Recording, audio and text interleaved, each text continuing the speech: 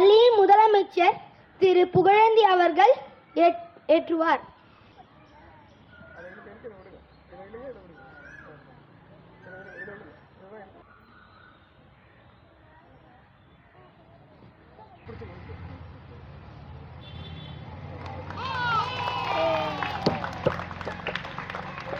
மொழி இந்தியா எனது நாடு. இந்தியர் அனைவரும் என்னுடன் பிறந்தவர்கள். என் நாட்டை நான் பெரிதும் நேசிக்கிறேன். என் நாட்டின் பெருமைக்காகவும் பண்பு மரபு சிறப்பிற்காகவும் நான் பெருமிதம் அடைகிறேன். என் நாட்டின் பெருமைக்கு தகுந்து விளங்கிட என்றும் பாடுபடுவேன். அனைவரையும் மதிப்பேன். எல்லாரிடமும் அன்பும் மரியாதையும் காட்டிடுவேன். என் நாட்டிற்கும் என் மக்களுக்கும் உழைத்திட முனைந்து நிற்பேன்.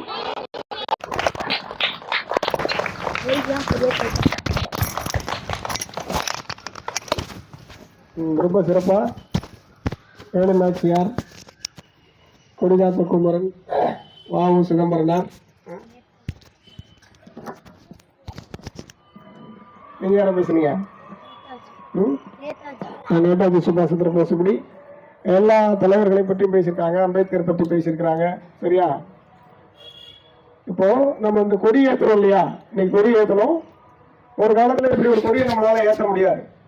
வெள்ளைக்காரங்க நம்மளை ஆட்சி பண்ணும்போது என்ன பண்ணாங்கன்னா, இந்த கொடியெல்லாம் ஏற்றக்கூடாதுன்னு சொன்னாங்க.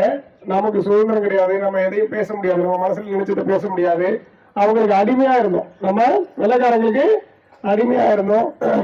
நம்ம தாத்தா பாட்டிங்களை எல்லாம் அவ்வளவு கொடுமைப்படுத்தினாங்க அந்த வெள்ளைக்காரங்க. சரியா?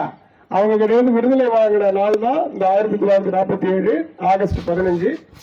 இன்னைக்கு இந்த சுதந்திர தினத்தை சிறப்பாக கொண்டாடிட்டு இருக்கிறேன். ஆனா இப்ப நீங்க பேசும்போது என்ன சொன்னீங்க? குறிப்பா முதலமைச்சர் பேசும்போது சொன்னார் இல்லையா? என்ன சொன்னாரு? சுதந்திரம் கிடைச்சிருச்சு, ஆனா உண்மையான சுதந்திரம் கிடைச்சிருச்சான்னு சொன்னாரா? உண்மையான சுதந்திரம் இன்னும் கிடைச்சிருச்சா கிடைக்கலையா? கிடைக்கல. வெள்ளைக்காரங்க தான் போயிட்டாங்க. வெள்ளைக்காரங்க விரட்டி அடிச்சுட்டாங்க. நம்ம தாத்தா பாட்டிங்கெல்லாம் ரொம்ப சண்டை போட்டு நிறைய உயிர் கொடுத்து போராடினாங்க. நிறைய பேர் செத்து போறாங்க. கொடிகாட்டுக்கு முன்னெல்லாம் இருக்கிறார் பாருங்க.